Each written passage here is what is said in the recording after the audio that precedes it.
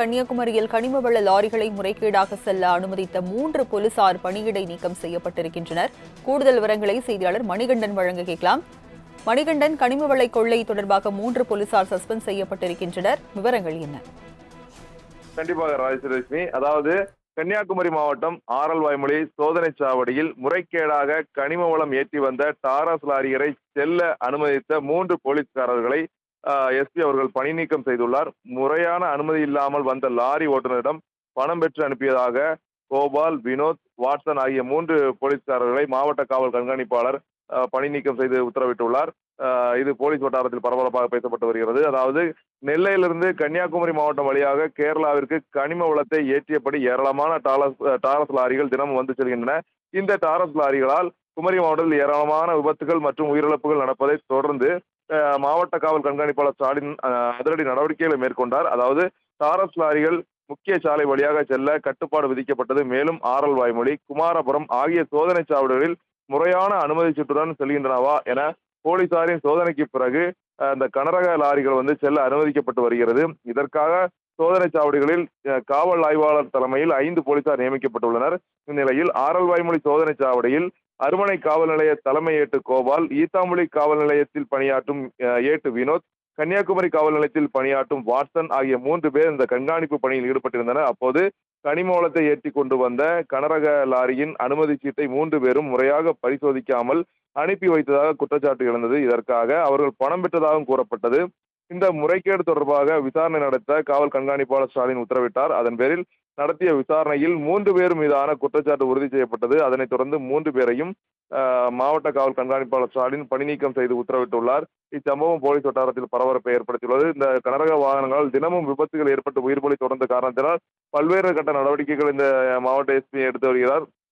இதற்கு பொதுமக்கள் மத்தியில் நல்ல வரவேற்பு பெற்றுள்ளது. இந்த நடவடிக்கையும் பாராட்டுகளும் தெரிவித்து வருகின்றனர். ராஜலட்சுமி. திருவான்மியூர் காட்டன் ஹவுஸ் இப்பொழுது OMR காரப்பாக்கத்தில் மே 29ஆம் தேதி பிரம்மாண்ட திறப்பு விழா. கன்னியாகுமரியில் கனிம வள லாரிகளை முறைகேடாக செல்ல அனுமதித்த 3 போலீசார் பணியிடை நீக்கம் செய்யப்பட்டிருக்கின்றனர். கூடுதல் விவரங்களை செய்தியாளர் மணிகண்டன் வழங்க கேட்கலாம். மணிகண்டன், கனிம வள கொள்ளை தொடர்பாக 3 போலீசார் சஸ்பெண்ட் செய்யப்பட்டிருக்கின்றனர். விவரங்கள் என்ன?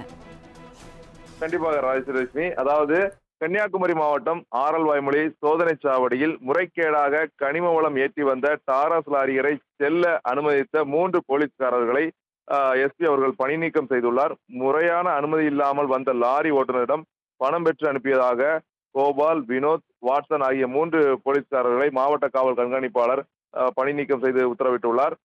இது போலீஸ் வட்டாரத்தில் பரபரப்பாக பேசப்பட்டு வருகிறது. அதாவது நெல்லையிலிருந்து கன்னியாகுமரி மாவட்டம் வழியாக கேரளாவிற்கு கனிம வளத்தை ஏற்றியபடி ஏராளமான டாரஸ் லாரிகள் தினமும் வந்து செல்கின்றன.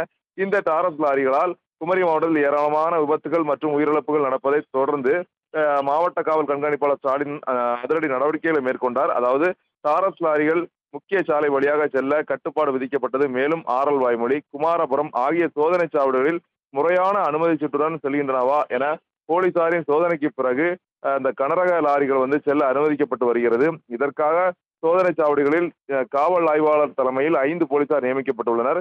இந்நிலையில் ஆரல்வாய்மொழி சோதனை சாவடியில் அருமனை காவல் நிலைய தலைமை ஏட்டு கோபால், ஈத்தாம்புலி காவல் நிலையத்தில் பணியாற்றும் ஏட்டு வினோத், கன்னியாகுமரி காவல் நிலையத்தில் பணியாற்றும் வாட்சன் ஆகிய 3 பேர் இந்த கண்காணிப்பு பணியில் ஈடுபட்டிருந்தனர். அப்போது கனிம வளத்தை ஏற்றி கொண்டு வந்த கனரக லாரியின் அனுமதி சீட்டை 3 பேரும் முறையாக பரிசோதிக்காமல் அனுப்பி வைத்ததாக குற்றச்சாட்டு எழுந்தது. இதற்காக அவர்கள் பணம் பெற்றதாகவும் கூறப்பட்டது.